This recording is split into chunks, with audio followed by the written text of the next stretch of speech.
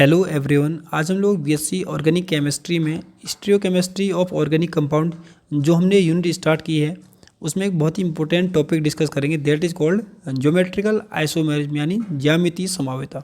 ठीक है, इससे पहले हमने ऑप्टिकल आइसोमेरिज्म डिस्कस किया है। तो देखो ज्योमेट्रिकल आइसोमर्स कैसे बनते हैं और ज्योमेट्रिकल आइसोमेरिज्म क्या होता है पहले उसको देख लेते हैं हम लोग। ठीक है, तो the isomerism which arise due to restricted rotation of bond in a molecule is called geometrical isomerism. ऐसा बोलता है कि वह समवेता जो मॉलिक्यूल के अंदर बॉन्ड के रोटेशन के रुकने के कारण होती है। ठीक है, जो मॉलिक्यूल में बॉन्ड के रोटेशन के रुकने के कारण होती है उसको क्या बोलते हैं, ज्योमेट्रिकल आइसोमेरिज्म कहते हैं। ठीक है, जैसे देखो एग्जांपल देते हैं। अब यहाँ पर क्या होता है कि सपोज करो एल्कीन है भाई, एल्कीन है। एल्कीन में क्या होता है, कार्बन कार्बन डबल बॉन्ड होता है। ठीक है, एक इसमें सिग्मा होता है, एक पाई होता है। ठीक है, तो अगर हम इसको रोटेशन करने की सोचें तो क्या होता है कि ये जो पाई बॉन्ड है ये ब्रेक हो जाता है। ठीक है, कैसे होता है देखो, सपोज दैट कि मेरे हाथ क्या है, कार्बन है। ठीक है, और इसमें ये जो दो मैंने मार्कर दिखा रहा है ये बॉन्ड है। ठीक है, अगर आप कार्बन को या बॉन्ड को रोटेट करने की सोचोगे, ऐसे रोटेट करने की सोचना, ठीक है, तो ये बॉन्ड क्या होंगे, आपस में उलझ जाएंगे। अगर ज़्यादा ही रोटेशन करेंगे तो बॉन्ड क्या होगा, ब्रेक हो जाएगा। ठीक है, तो इस मॉलिक्यूल में क्या हो रहा है, मतलब एल्कीन में क्या हो रहा है, बॉन्ड का रोटेशन रेस्ट्रिक्ट हो जा रहा है। तो इस टाइप का आइसोमेरिज्म जो बॉन्ड के रोटेशन के रुकने के कारण होता है उसको क्या बोलते हैं हम लोग, ज्योमेट्रिकल आइसोमेरिज्म कहते हैं। ठीक है, सेम जो छोटी रिंग लाइक स्ट्रक्चर होते हैं, जैसे ये है साइक्लोप्रोपेन है, साइक्लोब्यूटेन है इसे। ठीक है, यहाँ पर भी क्या होता है, सिग्मा कार्बन कार्बन जो सिंगल बॉन्ड होता है यहाँ पर भी इनका भी रोटेशन नहीं होता है, तो यहाँ पर भी रोटेशन क्या होता है, रुक जाता है। तो इस टाइप के आइसोमेरिज्म को हम लोग क्या बोलते हैं, जहाँ पर रोटेशन रुक जाता है उससे जो आइसोमेरिज्म अराइज होता है उसको क्या बोलते हैं हम लोग, ज्योमेट्रिकल आइसोमेरिज्म कहते हैं। ठीक है, अब जो ज्योमेट्रिकल आइसोमेरिज्म है इसको सिस ट्रांस आइसोमेरिज्म भी कहते हैं। ठीक है, तो सिस आइसोमर क्या होता है, the isomer in which same groups are present on the same side of the double bond. अगर एल्कीन की बात करें, ठीक है, एल्कीन में डबल बॉन्ड होता है, अगर डबल बॉन्ड के सेम साइड में सेम ग्रुप हो, ठीक है, तो उसको सिस बोलेंगे। अगर ट्रांस में क्या होता है, the isomer in which same group are present on the different side. तो ट्रांस आइसोमर में क्या होता है, जो सेम ग्रुप होते हैं वो डिफरेंट साइड, डबल बॉन्ड के डिफरेंट साइड यानी अलग अलग तरफ होते हैं, तो उसको हम लोग बोलते हैं ट्रांस आइसोमर। ठीक है, तो देखो एग्जांपल के थ्रू समझ में आ जाएगा आपको ये।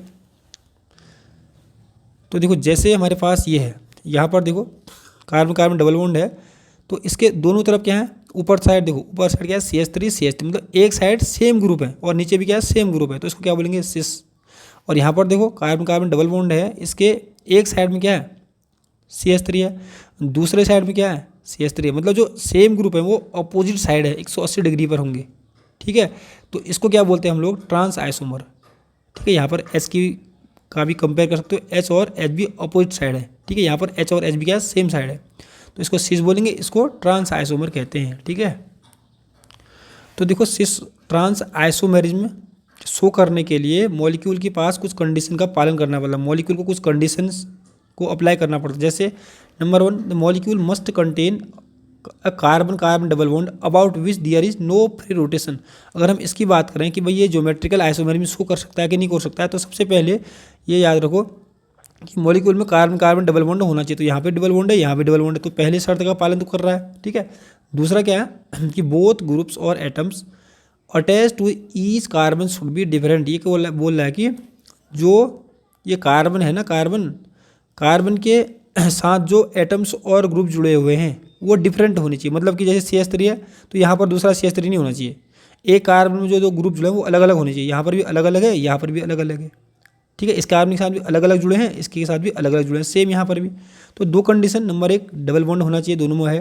नंबर 2 कि ईच कार्बन में, मतलब प्रत्येक कार्बन में जो दो ग्रुप जुड़े होंगे या दो एटम जुड़े होंगे वो अलग अलग होने चाहिए। तो यहाँ पर दोनों ही शर्त का पालन हो रहा है, तो इसलिए ये जो एल्कीन है ये ज्योमेट्रिकल आइसोमेरिज्म शो करती हैं और इसके सिस और ट्रांस आइसोमर बनते हैं। ठीक है, देखो कुछ और एग्जांपल से समझ लियो। कार्बन कार्बन डबल बॉन्ड है, ये दोनों है ना, इसके एक तरफ को क्या है, सेम ग्रुप है, एक तरफ को सेम ग्रुप, तो सिस होगा। यहाँ पर देखो कार्बन कार्बन डबल बॉन्ड है, जो CH3 है वो क्या है, अपोजिट डायरेक्शन, मतलब सेम ग्रुप अलग अलग दिशा में है, यहाँ पर भी ये भी, तो ये ट्रांस हो गया। ठीक है, अब आता है ईजेड नॉमेनक्लेचर भाई, ठीक है। अब ईजेड नॉमेनक्लेचर की जरूरत कहाँ पर पड़ती है मैं आपको बता रहा हूँ। देखो when both carbon of C double bond C have different atoms और groups then E Z nomenclature is used, ठीक है। अब देखो यहाँ पर सब अभी हमारे पास क्या है कि जो कार्बन है ना, कार्बन इसमें दो ग्रुप हैं, यहाँ एटम है, यहाँ पर क्या एक हाइड्रोजन है एक CH3 है कि नहीं है। तो दूसरा कार्बन देखो, दूसरे कार्बन में क्या यही, दूसरे कार्बन में भी यही होनी चाहिए, H और CH3 है।